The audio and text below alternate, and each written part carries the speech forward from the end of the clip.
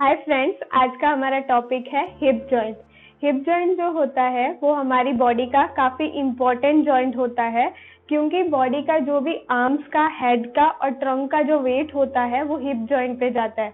हमारी बॉडी का ऑलमोस्ट 2/3 जो बॉडी वेट है वो हिप जॉइंट्स पे जाता है।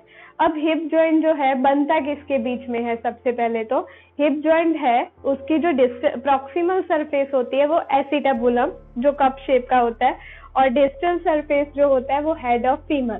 तो एसिटाबुलम और हेड ऑफ फीमर के बीच में बनता है ये हिप जॉइंट।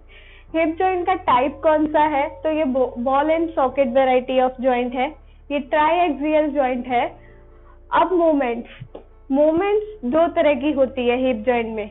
फर्स्ट मूवमेंट जिसमें पेल्विस स्टेबल रहता है और फीमर मूव करता है, और दूसरी मूवमेंट जिसमें फीमर स्टेबल रहेगा पर पेल्विस मूव करेगा।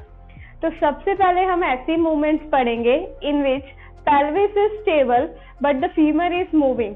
सो femur is moving on pelvis. उसमें सबसे पहले आता है हमारा फ्लेक्शन। और फ्लेक्शन जो होता है उसकी रेंज है 90 to 120 डिग्री। अगर हम नी एक्सटेंड करके साथ में फ्लेक्शन करवाते हैं तो वो 90 डिग्री तक होता है, पर अगर नी को फ्लेक्स कर दे तो वो मूवमेंट इंक्रीज हो जाती है। नेक्स्ट मूवमेंट है एक्सटेंशन। एक्सटेंशन जो होता है वो 10 to 15 डिग्री ही हो पाता है। एबडक्शन जो होता है ये 30 to 50 डिग्री। फिर एडक्शन 30 डिग्री। मीडियल रोटेशन जो होता है 30 to 40 डिग्री, और लेटरल रोटेशन 40 to 60 डिग्री। तो इसमें मूवमेंट हो गई flexion, extension, abduction, adduction, medial rotation and lateral rotation. अब सेकंड मूवमेंट। अब इसमें पेल्विस स्टेबल था, लेकिन जो सेकंड वाली मूवमेंट्स होती है उसमें क्या होगा? फीमर स्टेबल रहेगा लेकिन पेल्विस मूव करेगा। उसमें सबसे पहली मूवमेंट है एंटीरियर पेल्विक टिल्ट। अब उसमें क्या होता है, अगर ये मेरा पेल्विस है तो टिल्ट होगा, ये एंटीरियर पेल्विक टिल्ट। अब फीमर स्टेबल रहा, सिर्फ पेल्विस मूव किया। सेकंड मूवमेंट है पोस्टीरियर पेल्विक टिल्ट। अब उसमें क्या होगा? पेल्विस जो है पोस्टीरियरली टिल्ट करेगा इस तरह से। थर्ड है लेटरल टिल्ट। अब लेटरल टिल्ट में क्या होता है? या तो पेल्विक हाइक होगा या ड्रॉप होगा, लाइक दिस, पेल्विक हाइक या तो पेल्विक ड्रॉप। ये हुआ। फोर्थ है लेटरल शिफ्ट। अब उसमें क्या होता है लेटरल शिफ्ट में? जैसे कि ये पेल्विस है तो इस तरह से एक साइड पे शिफ्ट हो गया है, लेटरल शिफ्ट ऑफ पेल्विस। फिर फिफ्थ है फॉरवर्ड रोटेशन और सिक्स्थ है बैकवर्ड रोटेशन। जब हम इस तरह से मूव करते हैं तो पेल्विस की रोटेटरी मूवमेंट होती है, फॉरवर्ड रोटेशन, और इसी को पीछे जाएंगे तो बैकवर्ड रोटेशन। तो ये इन सब मूवमेंट्स में पेल्विस की मूवमेंट होगी, लेकिन फीमर जो है वो स्टेबल रहेगा।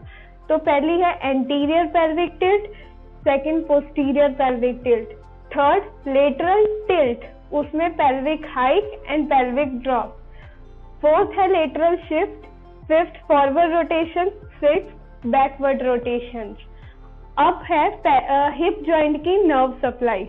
थाई का एंटीरियर जो कंपार्टमेंट होता है वहां पे फिमोरल नर्व सप्लाई करती है, मीडियल कंपार्टमेंट में ऑब्चुरेटर नर्व, और जो बैक ऑफ थाई है वहां पे सियाटिक नर्व होती है।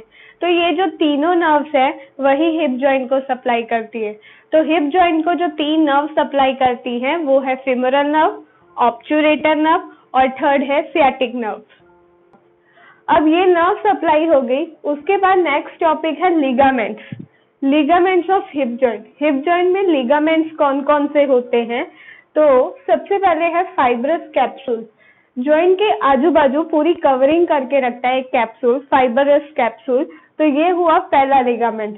दूसरा होता है लिगामेंटम टेरिस। ये जो है हेड ऑफ फीमर पे अटैच होता है और वहां से एसिटाबुलम पे अटैच होता है, लिगामेंटम टेरिस। थर्ड है ट्रांसवर्स एसिटाबुलर लिगामेंट। और फिर बाकी के जो तीन है वो इलियोफिमरल, प्यूबोफिमरल, इस्चियोफिमरल। तो ये जो टोटल जो है वो 6 लिगामेंट्स हैं। उसमें से इलियोफेमोरल और प्यूबोफेमोरल दोनों एंटीरियर होते हैं, एंटीरियर हिप जॉइंट के एंटीरियर पे होते हैं, और ये जो इशियोफेमोरल है वो हिप जॉइंट के पोस्टीरियरली लोकेटेड होता है। तो अब ये इतने लिगामेंट्स उससे अटैच होते हैं हिप जॉइंट से। अब नेक्स्ट टॉपिक जो है हिप जॉइंट की पोजीशंस के बारे में है। तो सबसे पहली जो पोजीशन है वो है रेस्टिंग पोजीशन। अब रेस्टिंग पोजीशन कौन सी होती है?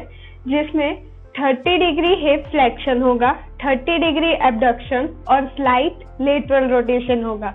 तो इसमें क्या होगा, सबसे पहले 30 डिग्री जितना फ्लेक्शन, 30 डिग्री जितना एबडक्शन और स्लाइट लेटरल रोटेशन। तो ये हुई रेस्टिंग पोजीशन।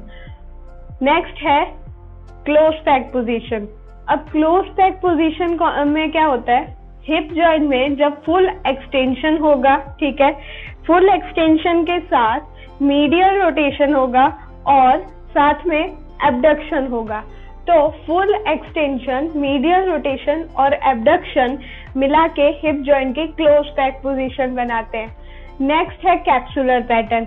अब हिप जॉइंट में क्या होता है कि कभी भी कोई प्रॉब्लम आए तो रेंजेस जो है सबसे पहले फ्लेक्शन की जाएंगी, फिर एबडक्शन की और फिर मीडियल रोटेशन की।